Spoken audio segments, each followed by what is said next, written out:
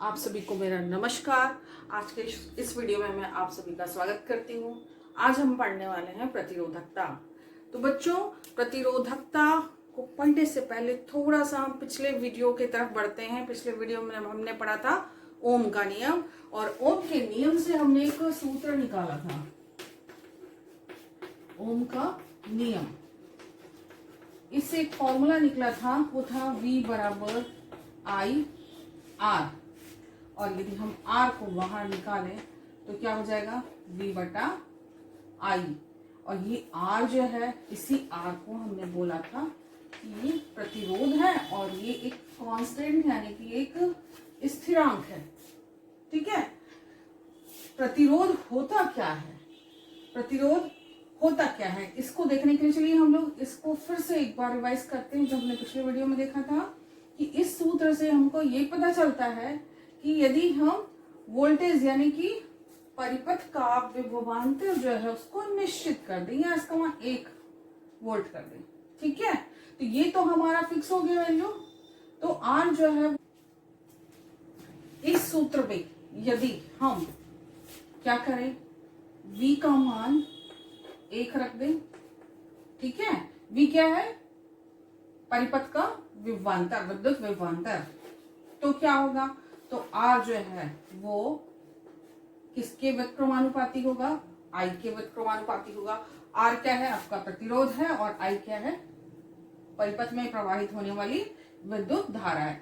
इस पूरे का क्या मतलब हुआ, इसका मतलब ये हुआ कि परिपथ में धारा के मान को नियंत्रित करने के लिए प्रतिरोध को भी नियंत्रित करना पड़ता है। अर्थात यदि हमको परिपथ में ज्यादा विद्युत धारा चाहिए, ज्यादा एम्पीयर की विद्युत धारा चाहिए, तो प्रतिरोध का मान कम करना पड़ेगा, और यदि कम विद्युत धारा की आवश्यकता है तो प्रतिरोध के मान को बढ़ाना पड़ेगा। ठीक है, ये था प्रतिरोध। और प्रतिरोध की परिभाषा जो हमने पिछले वीडियो में हमने नहीं देखा था, अब हम देख लेते हैं कि प्रतिरोध क्या है। प्रतिरोध शब्द का मतलब होता है बाधा उत्पन्न करना। इस शब्द का खुद का एक शाब्दिक अर्थ है, वह है बाधा उत्पन्न करना। बाधा उत्पन्न करना, बाधा कौन उत्पन्न करेगा, चालक तार, परिपथ का चालक तार। परिपथ का किसी भी विद्युत परिपथ का चालक तार जो है वो विद्युत धारा के मार्ग में जो बाधा उत्पन्न करता है उसे ही हम उस चालक का प्रतिरोध कहते हैं। ठीक है, किसी चालक का प्रतिरोध क्या है, जो विद्युत धारा के मार्ग में बाधा उत्पन्न करता है। और हमने देखा था कि इस R का मात्रक है ओम। ये था बच्चों पिछले वीडियो का रिवीजन। ठीक है, अब यहीं से हम चलेंगे प्रतिरोधकता को समझने के लिए।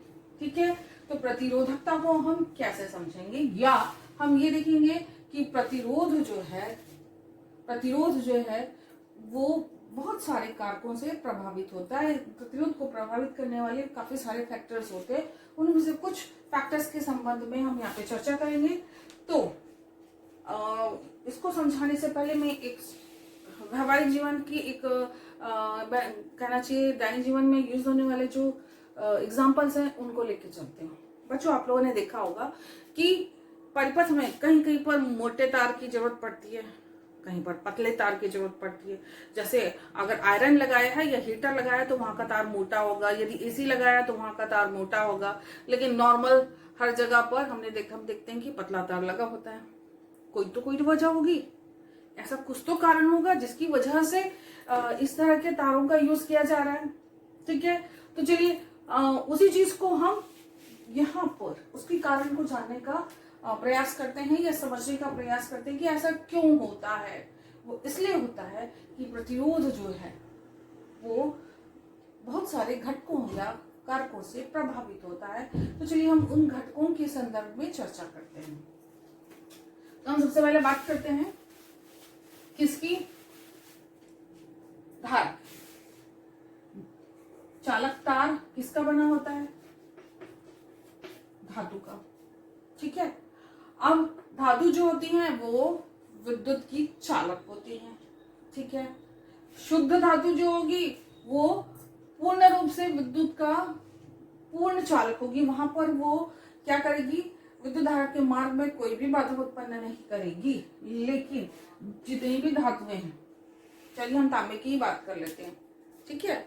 ये जो धातुएं होती है ना, अपने आप में पूर्णतः शुद्ध नहीं होती, कहीं ना कहीं कुछ ना कुछ इसमें इम्प्योरिटी या अशुद्धियां होती है, जिसकी वजह से क्या होता है कि ये चालक तार जो है ना, वो क्या करता है, आवेश प्रवाह में बाधा उत्पन्न करता है। यानी कि विद्युत धारा जो इसमें बहती है उसके प्रवाह के मार्ग में वो अवरोध उत्पन्न करता है। कौन? देखिए, ये तो धातु का तार है, ठीक है। क्योंकि ये तार जो है या धातु जो है वो पूरी तरह से शुद्ध नहीं है, तो क्या होगा, इनमें कुछ ना कुछ अशुद्धियां होंगी, ठीक है। एक फिर से याद दिला दूं,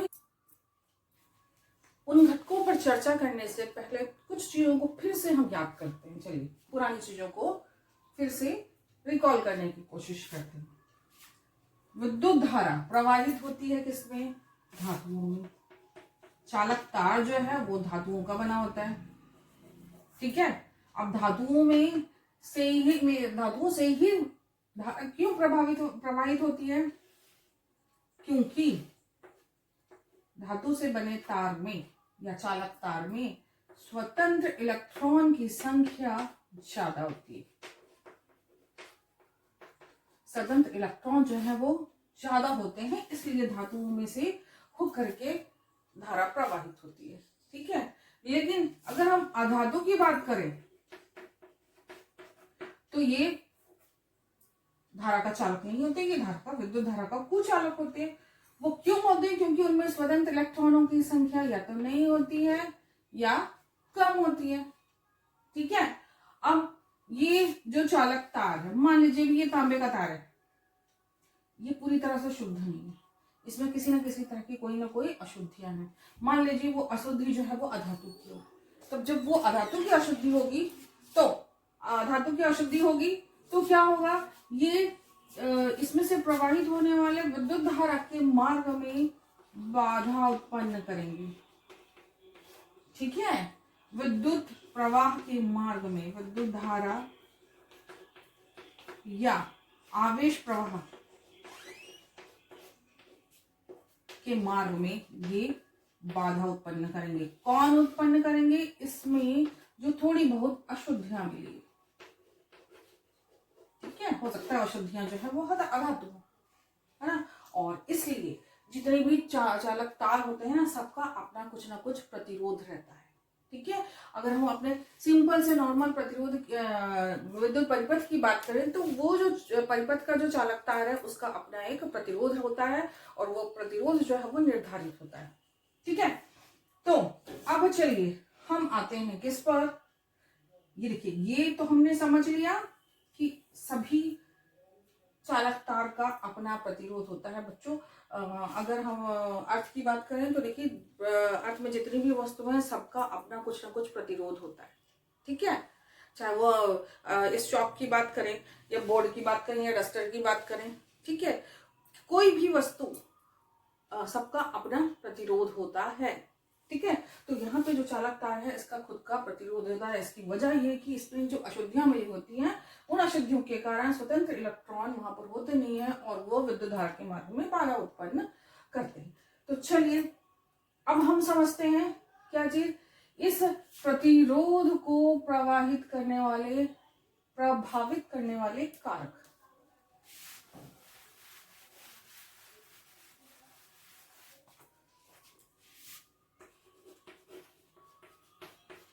प्रतिरोध को प्रभावित करने वाले कारक। प्रतिरोध को प्रभावित करने वाले कारकों में सबसे पहला है चालक तार की लंबाई।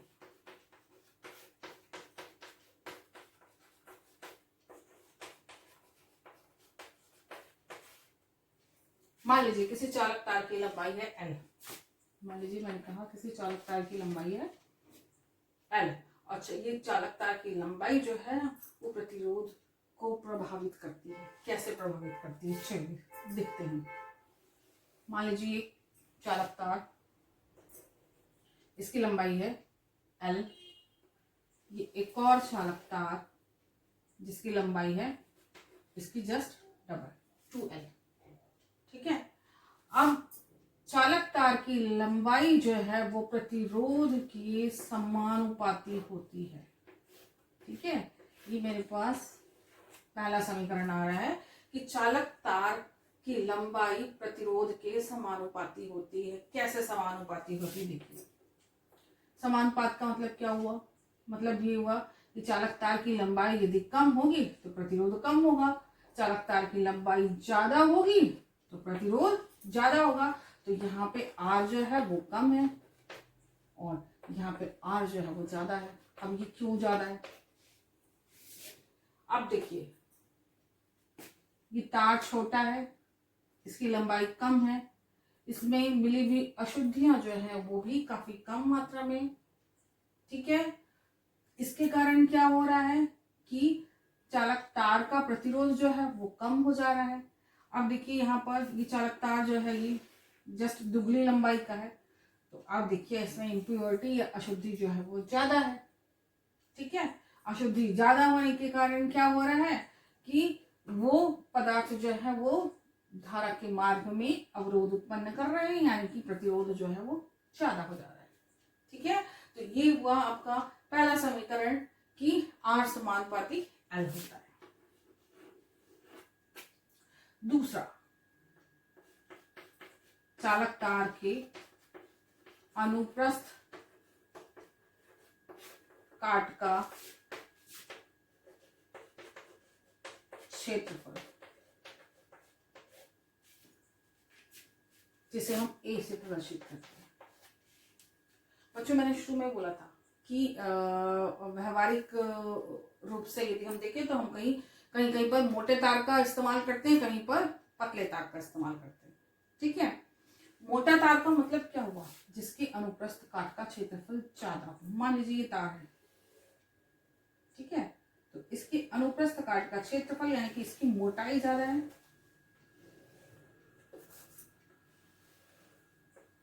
इसकी मोटाई, तार जिसके अनुप्रस्थ काट का क्षेत्रफल कम है।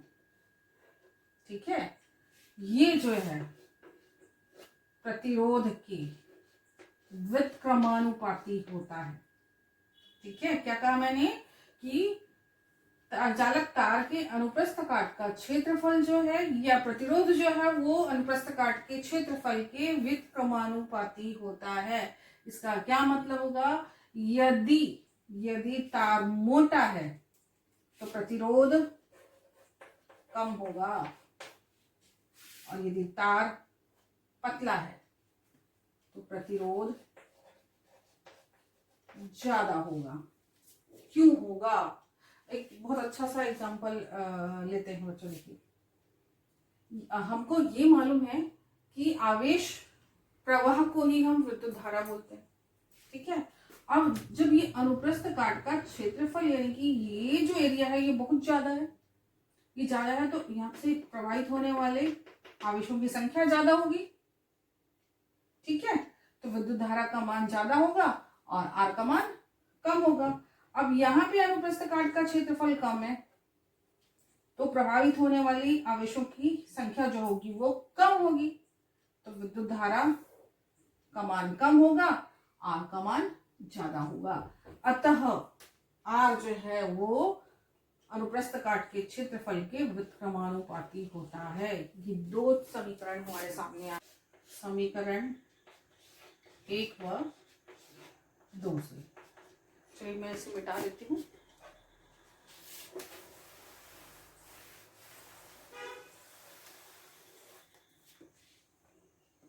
यदि हम दोनों समीकरणों को एक साथ लिखें कैसे करेंगे, तो R समानुपाती होता है किसके, लंबाई के, व्युत्क्रमानुपाती होता है अनुप्रस्थ काट के क्षेत्रफल के। ये हम इसको इस तरह से भी लिख सकते हैं। तो बच्चों ये मेरे पास आ गया समीकरण नंबर 3। अब हम ये जो चिन्ह है इसे हटाएंगे तो यहाँ पर लगाएंगे बराबर का चिन्ह और लेंगे एक नियतांक या एक स्थिरांक जिसे हम रो कहते हैं, और ये हमारे पास हुआ L बटा A, चालक तार की लंबाई बटा अनुप्रस्थ काट का क्षेत्रफल। तो यहाँ पर ये जो रो जो है इसे रो कहते हैं और ये एक आनुपातिक स्थिरांक है। इसे ही हम चालकता की प्रतिरोधकता कहते हैं।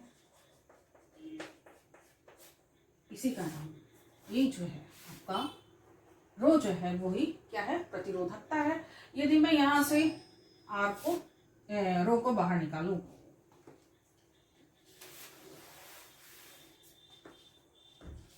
यदि मैंने रो को बाहर निकाला तो क्या आया, बराबर आर,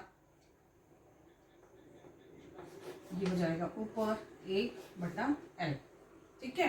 अब यहां से मैं निकालूंगी रो का मात्रक। ठीक है। ए का मात्रक यानी कि अनुप्रस्थ काट के क्षेत्रफल का मात्रक होता है मीटर स्क्वायर, या इसको शॉर्ट में लिखते हैं वैसे।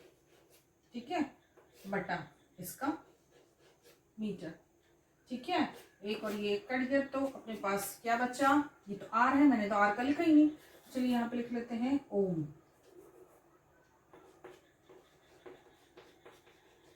ओम। ठीक है, तो हमारे पास जो प्रतिरोधकता का यानी कि रो का जो मात्रक आया वो है ओम मीटर। ओम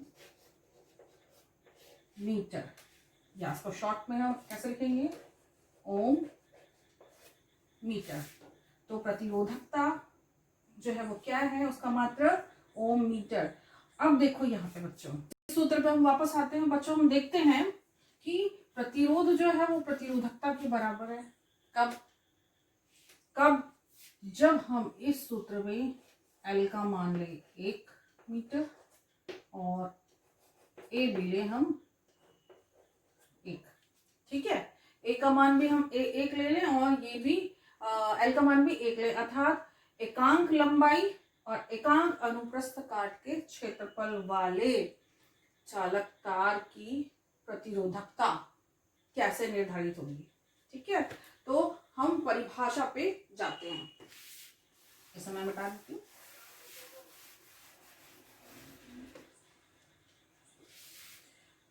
इकाई लंबाई और इकाई अनुप्रस्थ काट के क्षेत्रफल वाले या एकांक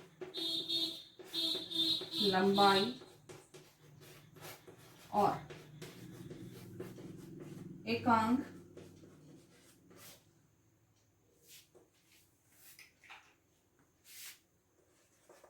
अनुप्रस्थ काट के क्षेत्रफल वाले चालक तार की प्रतिरोधकता क्या होती है। देखिए मैंने यहाँ पे मान रखा 1 और ये रखा 1, इस 1 की कोई वैल्यू नहीं है, इस 1 की भी कोई वैल्यू नहीं है, तो लास्टली मेरे पास में क्या आया, ये चीज आई कि R जो है वो रो के बराबर होता है, अर्थात किसी चालक तार की का प्रतिरोध ही उसकी प्रतिरोधकता होती है। मेरी बात ध्यान से सुनिएगा, किसी चालक तार का प्रतिरोध ही उसकी प्रतिरोधकता होती है। अब प्रतिरोधकता का हमको क्या निकालना है, यहाँ पर परिभाषा निकालनी है। तो इकाई लंबाई और एकांक अनुप्रस्थ काट के क्षेत्रफल वाले चालक तार, मैं यहाँ ऐड करती हूँ चालक तार का प्रतिरोध ही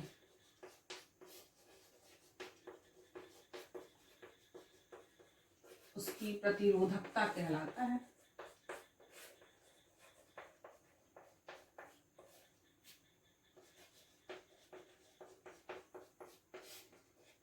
अर्थात R जो है वही क्या है, चालक तार की प्रतिरोधकता। ठीक है बच्चों, मेरे ख्याल से यहाँ पे समझ में आ गया होगा। मैंने क्या किया, उसी समीकरण में इकाई लंबाई और क्षेत्रफल को मैंने ले लिया एकांक या इकाई।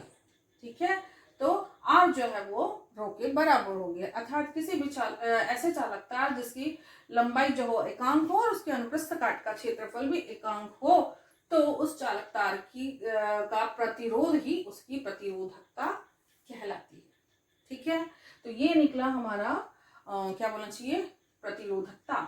अब इससे हमको एक बात समझ में आ गई कि यहाँ पर ये चीज वैरी नहीं करती है किसके लिए, प्रतिरोध के लिए, प्रतिरोधकता के लिए। देखिए प्रतिरोध के बारे में जब हम पढ़ रहे थे ना, तो प्रतिरोध प्रभावित होता है किससे, एल से।